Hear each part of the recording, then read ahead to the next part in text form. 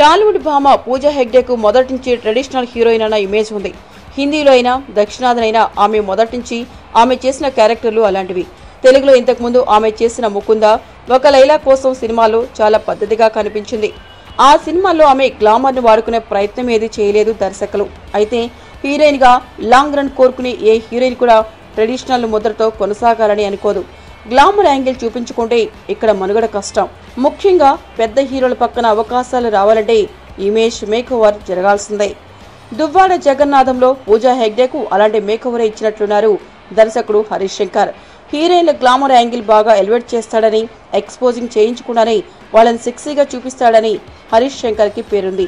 గబ్బర్ సింగ్ లో శృతి హాసన్ ను, సుబ్రహ్మణ్యం ఫర్సేలో రెజీనా కసాండ్రాను అలాగే చూపించి వాళ్ళ ఇమేజ్ మార్చేశాడు.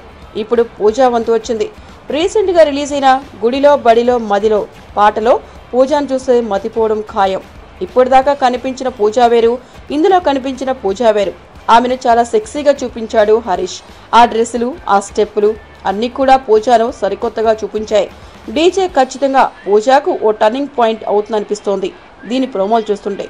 ఈ సినిమా హిట్ అవ్వాలే కానీ పూజ టాలీవుడ్ లో ఒకేసారి టాప్ రేంజ్ కి వెళ్లిపోవడం ఖాయం. ఏంటండి, వీడియో నచ్చిందా? అయితే ఓ లైక్ వేసుకోండి, లేదంటే ఓ కామెంట్ చేయండి. ఎప్పటికప్పుడు మా వీడియోస్ చూడాలంటే సబ్స్క్రైబ్ చేసుకోండి.